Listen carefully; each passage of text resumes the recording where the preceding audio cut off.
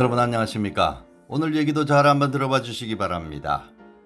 유대인의 격언에 몸의 무게는 잴 수 있어도 지성의 무게는 잴 수가 없다.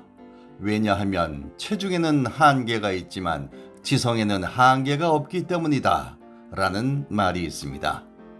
재물은 곧 잃어버릴 수도 있지만 지식은 언제나 몸과 함께 다니죠. 그렇기 때문에 사람은 태어나서 죽을 때까지 배워야 합니다. 학교 교육이 끝났다고 해서 사람의 배움이 끝난 것은 아니기 때문에 요즘은 평생 교육 또는 생애 교육을 강조합니다.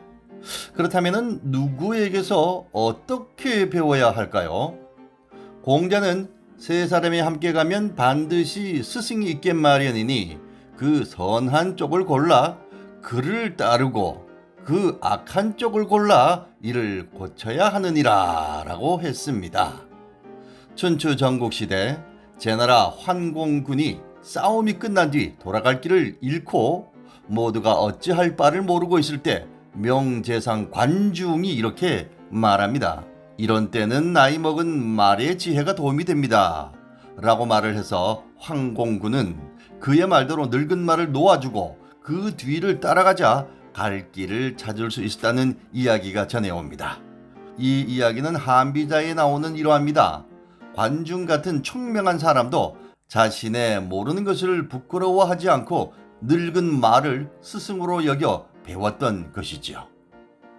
소설 흙을 읽으면서 변호사를 꿈꿨던 청년 정주영이 16세 때 고향 통천을 떠나는 계기가 됐던 것은 당시 모 신문에서 연재한 이광수의 소설 흙 때문이었다고 하는데, 정주영은 이 소설을 읽기 위해 당시 해당 신문을 구독하고 있던 마을 이장집으로 밤마다 2km 이상을 달렸다고 합니다. 소년 정주영은 이 소설을 읽으면서 도시 생활을 꿈꿨고 주인공처럼 변호사가 되기 위해 가출을 했는데, 실제로 상경한 후 정주영은 법제 통신 등 여러 법학 관련 서적을 독학한 적도 있다고 합니다. 가출 후 인천 부두에서 막노동을 할 때 청년 정주영이 머물던 노동자 합숙소에는 빈대가 들끓었다고 합니다. 사실 우리나라는 50년대 말까지도 시골이나 도시를 막론하고 빈대가 많았죠.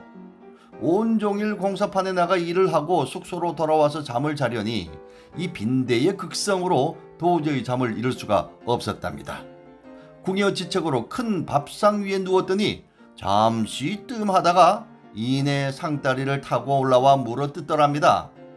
기어 올라오는 빈대를 잡기 위해 양동이 4개를 구해서 물을 가득히 담아 밥상 다리를 그곳에 담가놓고 잠을 자니 2, 3일은 조용하다가 다시 빈대가 찾아와 물어뜯기 시작해서 이상해서 불을 켜고 빈대들이 무슨 방법으로 양동이 물 장애를 극복하고 올라왔을까 살펴봤더니 놀랍게도 빈대들은 방벽을 타고 천정까지 올라간 다음 상을 겨냥해 뚝 떨어지더라는 것입니다.